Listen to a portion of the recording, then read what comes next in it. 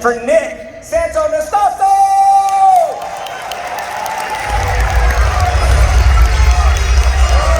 The doctor classified me with hand-heart syndrome. Are you ready to challenge the impossible? Welcome back to Max Out with Ed my left. This man to my left, I think, is one of the most inspiring people on planet Earth today. Welcome to Beijing. At the time of my birth, I was the 12th baby in medical history that they've ever seen this happen to. And out of the 12, 8 of them have passed away due to undeveloped organs. Like any other 12-year-old, Nick Santonastasso enjoys football, skateboarding, and playing video games. And while these may sound like simple everyday activities, for Nick, they are anything but. He is one boy who defies the odds. It's not about how many times we fall down. It's about how many times we get up and keep moving forward. And an unbelievable public speaker, for the record, that you're going to hear about in a minute. This is Nick Santonastasso. Have you ever felt like you were invisible?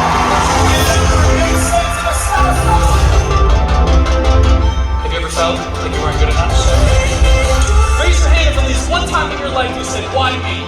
Look around the room. It's everyone. We all get a taste of that victim mentality. Why me? Why do I have to be born like this? Why do I have to be born no legs, one arm? Why do the kids have to make fun of me? Why do I have to go through these challenges? What I've realized over the 23 years of my life, it's not the physical body that holds us back, but it's the mindset. The biggest disability you can have is a bad mindset.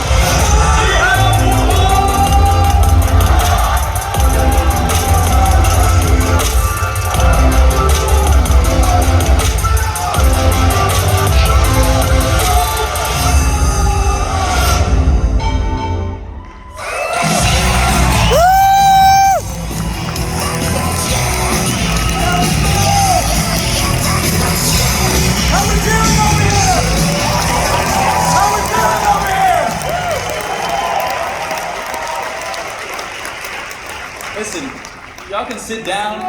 What'd you say? Oh, thank you, brother.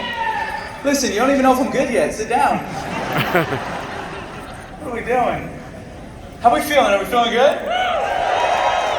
Awesome. So first and foremost, what I would like to say is I'd like to thank from the bottom of my heart, Glenn. That man has changed my life. What an amazing friend and amazing mentor. I actually met Glenn about a couple months ago in Bellingham, Washington, and he said, whatever you did in Washington, I want you to come to EXPCon and do it here. So now we are. So thank Glenn for that.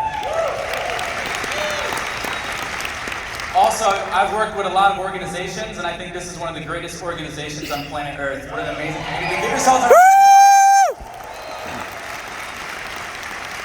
All right, so we came to work. Listen, some of you are like, man, we're going to get a motivational speech. It's going to be inspirational. Aha, that's cool. But I'm here to kick you in the butt with my non-existent leg. Is that all right? Say yes?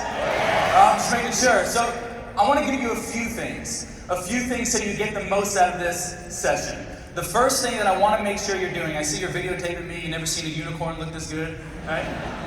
With a... All right, stop it. So, the first thing that I want you to do is make sure you have something to write down. Something to write down some notes. Listen, I know you're not here to waste my time. I'm not here to waste your time as well. And I want to make sure you have something to physically write down notes. Whether it's your phone or your notebook, wave it at me so I can see it. Even in the back, see it? Oh, wow, beautiful. Great. And the reason being is because studies show that when you sit there passively, you actually retain about 0 to 10% of the information. That's why I didn't learn anything in school. I didn't write anything down, right? Now studies show that when you physically write things down, whether it's with your pen or on your phone, you actually retain about 40 to 50% of the information. Who's up for retaining 40 to 50% of the information? Woo! But there's always a next level. And one of the very reasons why you're in this room is because you want people to hold you to a higher standard of life. True or false? True or false? And so if you want to take it to a superhuman level, if you want to take it to an extraordinary level, we have to keep our body in a learning state, in a peak state. So when I yell out to you, and when I tell you to say things, this isn't to be motivational rah-rah. This is so you retain the information. If that's okay, say yes! Yes! Say yes! Yes! Now you probably know who my mentor is. We'll get into this. Right? There's a few things that I also want to note. The first thing is something that we call the law of exposure. The law of what? Exposure. The law of exposure. And what the law of exposure states is once I'm exposed to a greater way of living life, new information, a greater way to make impact, income, whatever it may be, the moment I'm exposed, I cannot be unexposed.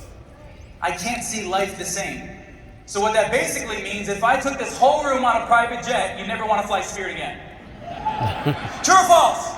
True or false? Because you've been exposed. So if you're up for being open to being exposed to information that can change your life, just say yes. Yes. All right, we're in the right room here. The other law that I want you to note. Are you getting value so far? Just make sure. The other law that I want you to know is something that we call the law of energy. The law of what? Energy. So good. Look at you learning. It's amazing. The law of energy. The law of energy states that energy cannot be created nor destroyed. It only changes form. How many of you know you're an energetic being? Just a show of hands. Right? Right? You're How many of you know you're an energetic being? Woo! Now what the law of energy also states is that high energy equals high income. High energy equals high level opportunities. A low level or low energy person will not attract high level opportunities. True or false? A low energy person won't attract high level opportunities, high level conversations, and high level networks. So I'm trying to be a person of high energy so I can have high impact and high income. If you're up for that, say yes. Yes. All right. So those are the few things that I want you to note.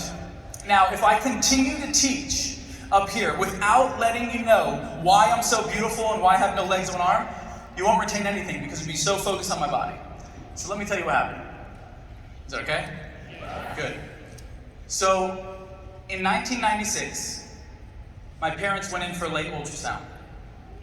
They sat them down, they pulled the baby up on the screen, and suddenly the doctor started freaking out.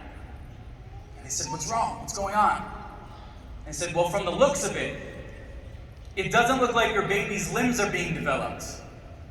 Looks like he's missing his arms, he's missing his legs, and his face is messed up."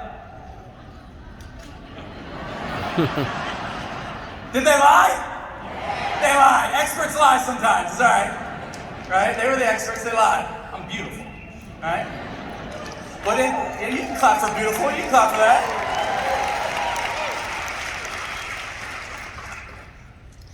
And they looked at my parents and said, "Mr. and Mrs. Santonastasso, your baby boy has about a 30% chance to live." How many of you are parents in here? Woo! Notice it was like, And so they said, "Your baby boy has about a 30% chance to live." And in that moment, my parents made a decision. Someone say decision. My parents made a decision. You see, oftentimes we think changing our life is this big drastic thing, when in reality, life changes when you decide it changes. True or false? When you decide. Who's up for making some decisions here? Say aye. Aye. Awesome. And so in that moment, they made a specific decision. And the decision that they made was that they were going to focus on the 30% chance of me living versus the 70% chance of me dying. The reason being, noted, what I focus on, I get more of. What I focus on, I get more of. What I focus on expands. Most people have problems in their life because all they do is focus on problems. What I focus on expands. What I focus on, I get more of. But most importantly, I had to become a master of focus, because this is the most important part. Is what I focus on, I feel. Note it. What I focus on, I feel. And what I feel is my life.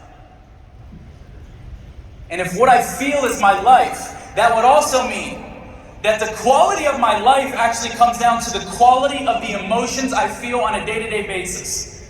How many of you know people with a lot of money who are still pissed off and angry? Point to them. No, no, point, no, I'm just kidding, right? And then how many of you have ever went to Mexico or somewhere, a third world country, and saw a kid kicking the can and he was happier than you? Who's really rich? It's the kid who's experiencing the emotions that he wants to feel on a day-to-day basis, which, by the way, I want you to get the money. Who likes money in here? Anybody? Because if you want to make an impact, you need money. True or false? If you want to cut a check for someone who's in your family that has cancer, who's going to do it? We are. True or false? You want to give back to an organization, who's going to do it? We are. So we need some money, right? So that's what I'm talking about with this whole money thing. So the quality of your life comes down to the quality of the emotions that you feel on a day-to-day basis. And in order to experience specific emotions, you have to master the power of focus. Now, I'm going to share real quickly, before I go into this exercise, two really big defining moments that changed the trajectory of my life, that put me on this path to mastering psychology and serving others. The first one was a moment in 2017. I knew a kid who moved from New Jersey. Anyone from Jersey? It's amazing. How you doing?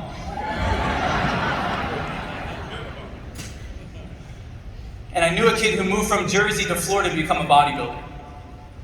And he wanted to become a bodybuilder, and one of his mutual friends said, hey man, come to this mastermind. It's like 8 people, you never know who you meet. You never know what will happen. And so this kid, he goes to the mastermind, and everybody's sharing their story. They're like entrepreneurs and stuff, they got businesses. And this kid feels really uncomfortable being in the room. And I said, hey, what's your story? He goes, I got a long story, you got a long time. And he starts to share his story. And at the end of that story, this random Russian guy on the couch that he's never seen before looks him in his eyes and says, you're going to be on stage with Tony Robbins one day. The kid said, who's Tony Robbins? He had no idea who Tony was. He had no idea what business was. He had no idea what speaking was. And that kid said, I will work for you for free. And if you like the work we do, maybe one day we'll start a company together. 5 years later, 2 7-figure companies and touring with the big man, Tony Robbins. That kid was me.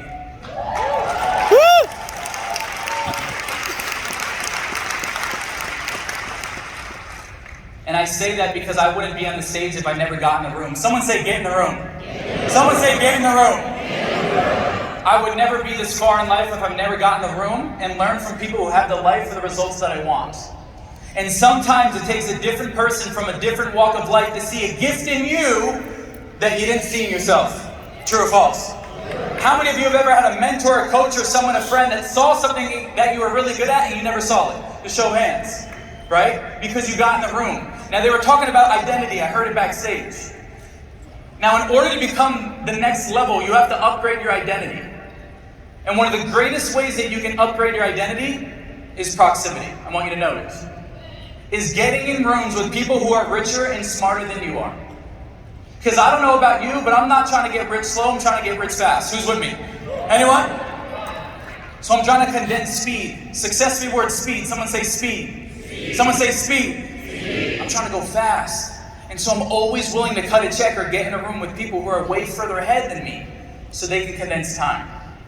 That was the first moment. The second moment was about a little over 2 years ago. It was my dad's birthday. Now my dad is the type of dad who lets me know it's his birthday before I get the call. Like he called me, he's like, it's my birthday. I'm like, Dad, I'm in bed, I didn't wake up yet. I was getting there. And I said, how are you? You're getting old, how's everything doing? I said, how's the family? They're great, your sisters are doing great, your brother Michael, he's doing amazing. I said, awesome, is there anything I can do for you? No, just keep me in the loop. I said, awesome, Dad, if you need anything, just call me. It's your special day, go enjoy it. And I hung the phone up. And about 2 hours later, I get a FaceTime from my dad. And I pick the phone up. Nick, he's gone, he's dead. Dad, what do you mean he's gone? Who are we talking about? Your brother. Me and your mother are at the crime scene. Your brother OD'd. He's at my feet. He's dead. They robbed him. He's not coming back this time, buddy. And he said, I don't have the strength to tell your sisters. Can you tell them for me? Whew. Yes, sir. Click. Picked up the phone. Called my older sisters and said, hey, Mike's no longer here. And Dad wanted me to relay the message because he's not in a good spot right now. And I share that because I have trained my brain to ask specific questions. You see, your brain is a problem-solving mechanism, and it's always going to give you an answer to the questions that you ask it. The truth is, most of us go around asking terrible questions. And so I would like to give you a few questions that changed my life, and if you can anchor these questions, you will always find the gift in every situation. If that's okay, say yes? Yes. The first question that I asked myself when I hung up after I found out that my brother overdosed, he was dead, he was no longer coming back. The first question that I trained my brain to ask in that moment was, who am I going to become because I'm going through this? Noted. Who am I going to become because I'm going through this? Who do I get to become because I'm going through this? The second question that I ask is always, what's the gift? Nick, find the gift. What's the learnings? What's the lessons? What can you pull from this? Because would you agree, what's wrong is always available. But what's right is always available as well. I want you to write this down. The gift is there if I want the gift. The gift is also there if I'm ready for the gift. You may not be ready for the gift yet. And so those are the two questions that I ask myself. Who am I going to become, and what is the gift or what is the learning that I'm going to get from this experience? The first thing that I learned was that, wow, maybe I could be a man and step up when my dad couldn't. You see, as a man with no legs and an arm, there's a lot of times where I don't feel like a man. I can't pick my girlfriend up and carry her around. We can't do long walks on the beach or long runs on the beach. Maybe these are limiting beliefs. I need to coach myself. But a lot of times I don't feel like a man. And although my brother passed, he gave me a great gift because I was able to step up and be a man when my dad couldn't. And that was a great gift that I got. The second thing, the second learning, the second gift that I got from that moment, that my brother's suffering was over. His battle was over. Is anyone in this room affiliated or knows someone that struggles with addiction? Put them high and look around the room. This is your family we're talking about. Look at the room. It's all of us, most of us. Everybody knows someone. And so my brother's struggle was over. And in that moment I decided, someone say decision. I made a decision that I will master psychology, pursue mastering psychology so no one has to suffer like my brother did. That's my purpose. That's why I'm here. Those are two defining moments. Thank you. Appreciate that. Now, by the way, I'm backstage and I prepare for speeches, but I also know my creator has his mind of his own. So is it okay if I let my creator take over? Is that okay? Say yes? Awesome. So let's dive into this whole focus thing. One of the greatest skills that I learned from my mentor, one of the greatest skills that you can have in life and in business is called pattern recognition. Pattern what? Pattern recognition, because the truth is that the majority of things that are holding you back, you can't see. They're unconscious. And neuroscience shows that by the age of 35, you are 95% unconscious. Someone laughs. He's like, I know.